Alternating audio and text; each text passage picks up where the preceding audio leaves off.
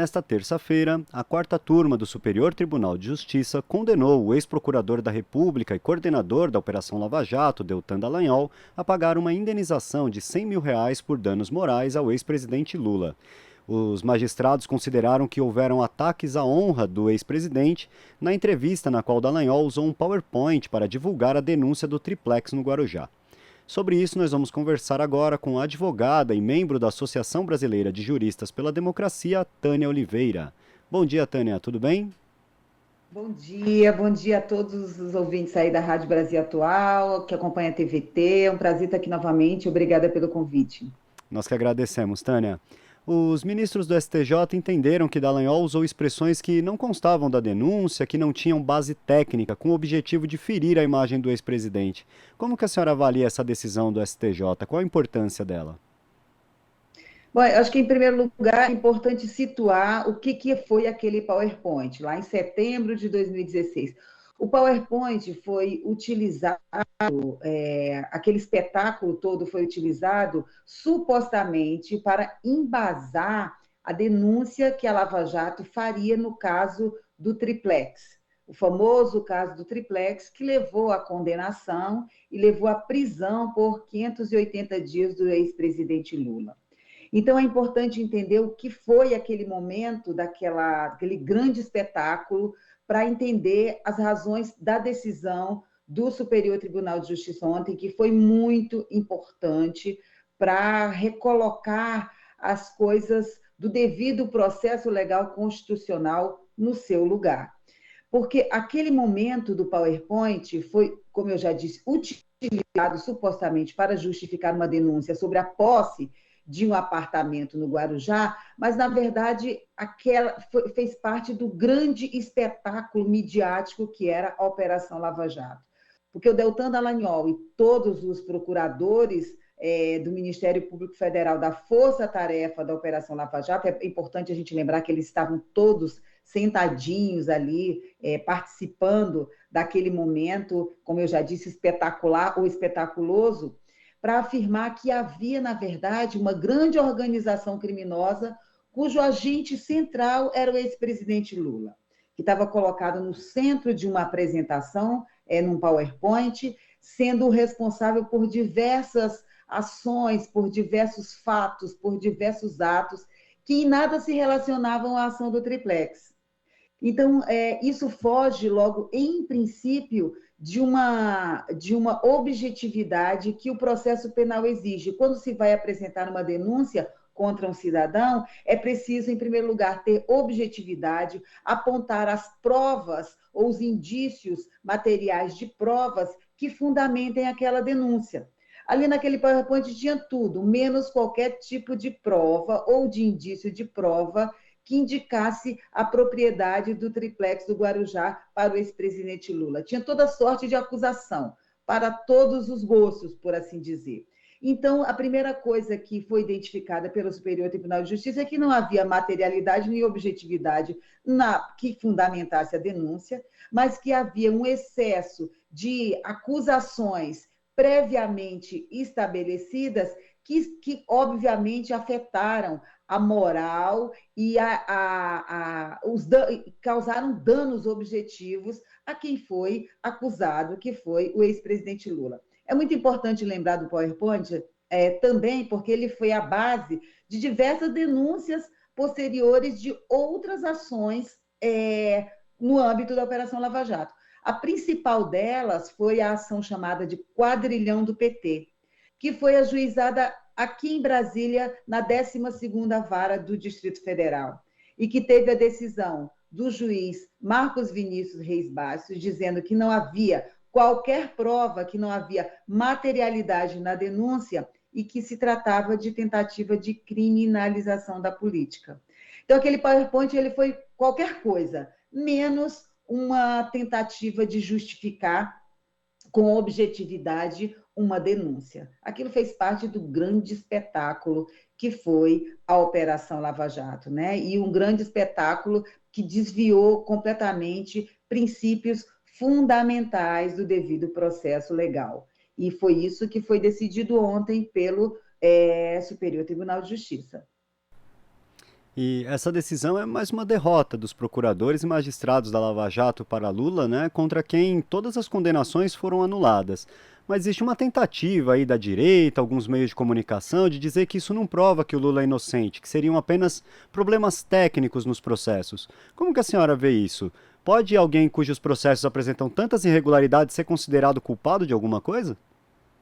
Veja, eu acho que, em primeiro lugar, essa é uma vitória da Constituição Federal, das regras de processo penal que foram tão duramente conquistadas, que são conquistas civilizatórias. O mais importante dizer é isso é uma vitória da própria democracia no limite.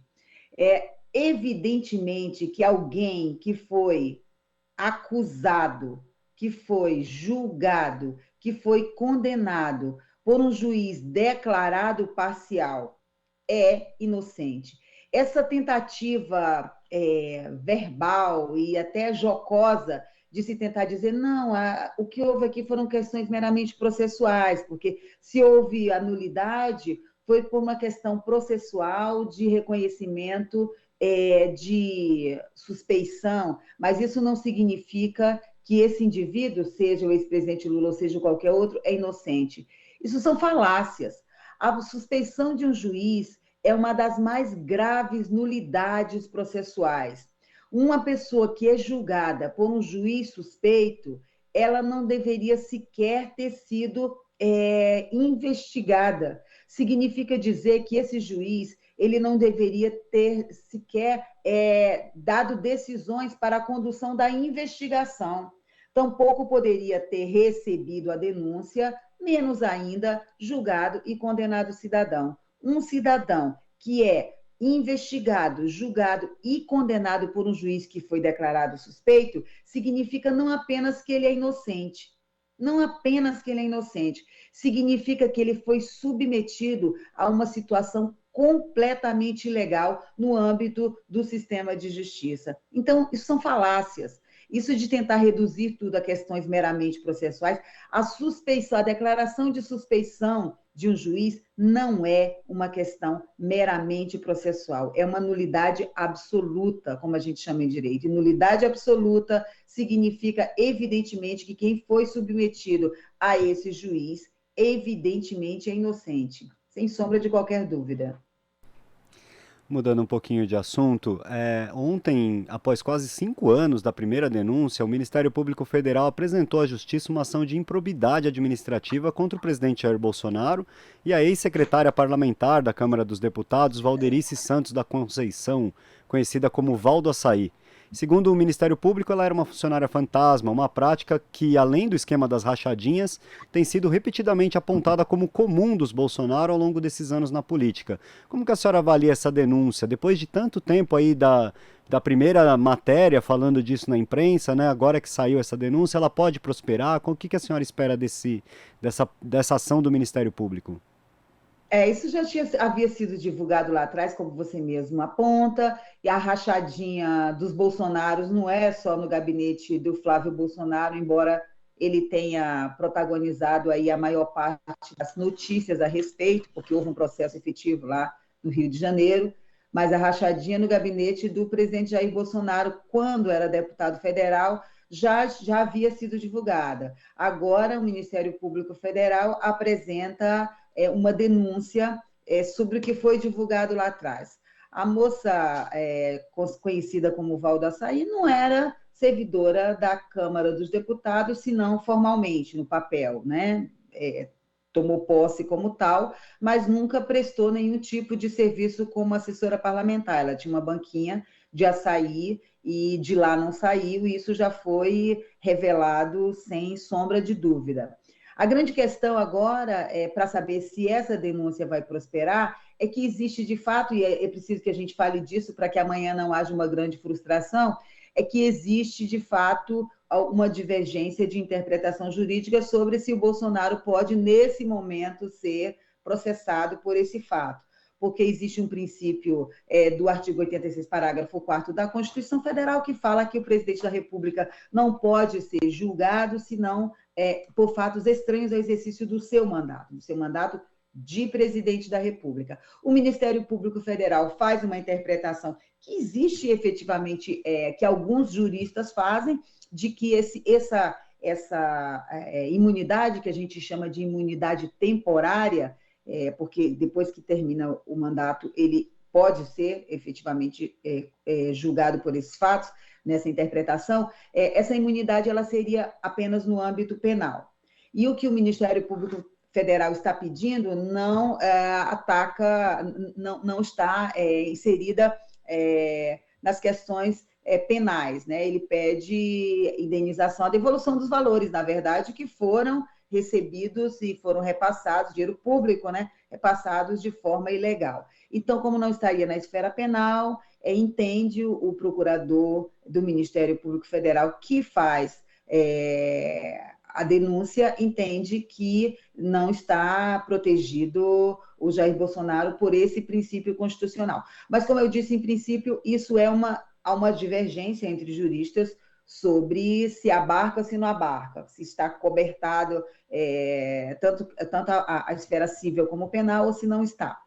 De qualquer forma, é muito importante que isso apareça, que isso seja revelado, porque existe uma aura absolutamente mentirosa sobre a figura do Jair Bolsonaro e sobre o comportamento do Jair Bolsonaro na vida pública, né? Quando se sabe que, na verdade, essa prática de rachadinha, que significa contratar pessoas fantasmas, funcionário fantasma, para, na verdade, se locupletar e ficar com o dinheiro público, é uma prática de toda a família, como já revelado antes. Então, o cometimento desse crime pelo Jair Bolsonaro, seja investigado agora, seja investigado no ano que vem, quando ele acabar o mandato, é muito importante que seja revelado e é muito importante que seja denunciado pelo Ministério Público. Tânia, aprofundando um pouquinho, só antes da gente concluir aqui, a senhora falou dessa questão das práticas deles, né? Os documentos da Câmara dos Deputados mostram que durante os 28 anos de mandato de deputado federal, houve muitas práticas incomuns mesmo no gabinete do Bolsonaro. Vamos usar o termo incomuns aqui para não aprofundar em ilações que não possam ser comprovadas, mas havia muitos assessores que mudavam de salário constantemente, exonerações de auxiliares que eram recontratados já no dia seguinte, além desses colaboradores que não prestavam qualquer serviço no gabinete. O que isso mostra da realidade do discurso do combate à corrupção do Bolsonaro? Ele que até hoje continua dizendo que não existe corrupção no governo dele, que a família dele não tem corrupção. Como que a senhora vê isso? É um discurso completamente falso, né? É um discurso completamente falso que não tem sustentação na realidade.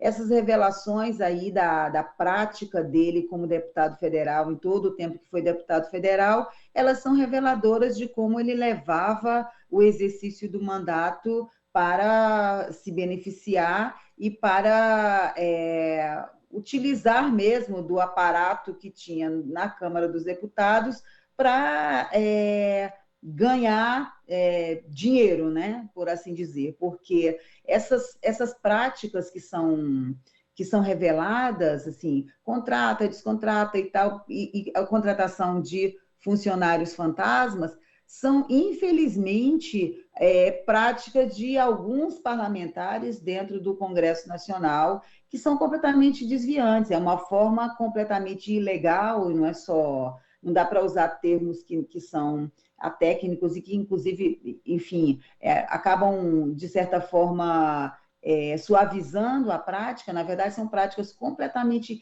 ilegais e formas de